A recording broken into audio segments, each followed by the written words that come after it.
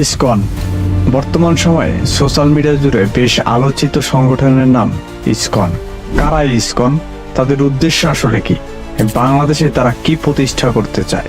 ISKCON শান্তি প্রতিষ্ঠার কথা বলে কিভাবে বাংলাদেশকে নিয়ে ষড়যন্ত্র চালাচ্ছে এবং ধর্মীয় উগ্রবাদ ছড়াচ্ছে, আজকের ভিডিওতে সে বিষয় নিয়ে আলোচনা করব।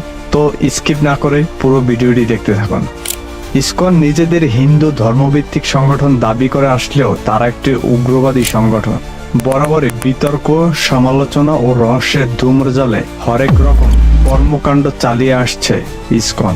বাংলাদেশের গোয়েন্দা সংস্থার সাবেক প্রধান তার প্রকাশিত একটি বইতে লিখেছেন, ইসকন নামে একটি সংগঠন বাংলাদেশে কাজ করছে। এর সদর দফতর পাশের দেশ ভারতের নদিয়া জেলার পাশে মায়াপুরে।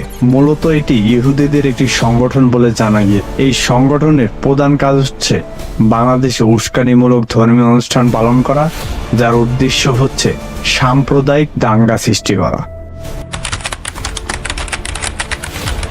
1966 সালের জুলাই মাসে শিল প্রভুপাদ ইসকন নামের একটি সংগঠন প্রতিষ্ঠা করে এবং আমেরিকার নিউ ইয়র্কে এর অবস্থান। সংগঠনটির প্রতিষ্ঠাতার নাম পয়চরণবৃন্দ ভক্তি বেদান্ত স্বামী প্রভুপাদ।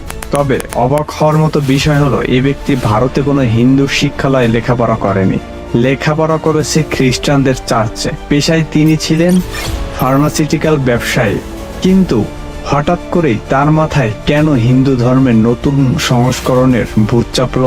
যদিও পরবর্তীতে ধীরে ধীরে তাদের মুখোশ উন্মোচন হয় এবং তাদের গোপন উগ্রবাদী উদ্দেশ্য আসতে থাকে জনমানুষের সামনে। স্বামী প্রভুপাদ নতুন ধরনের হিন্দু সংগঠন চালু করাতেই প্রথমেই তাদের বাধা দিয়েছে মূল ধারার সনাতন হিন্দুরা। অধিকাংশ হিন্দুই তার বিরুদ্ধাচরণ শুরু করে তখন। কিন্তু সেই সময়ে স্বামী প্রভুপাদের পাশে এসে দাঁড়ায় যে Stinson, Judah, Harvey Cox, Larry Singh ও টমাস হপকিংস এর মতো চিহ্নিত ইহুদি খ্রিস্টান এজেন্টরা। এটা চিন্তার ভাঁজ ফেলে দেয় আগামীতে তাদের গোপন পরিকল্পনা। উল্লেখ্য, এই সংগঠনটি হিন্দুদের অধিকাংশ বেসিক কনসেপ্ট স্বীকার করে না। তারা হিন্দুদের উপর সম্পূর্ণ নিজস্ব কনসেপ্ট চাপিয়ে দিতে চায়। এদের চেনা সহজ উপায়, এরা সব সময় ইউরোপীয় সাদা চামড়াদের সামনে নিয়ে আসে। সংগঠনটি মূলত এনজিও টাইপ।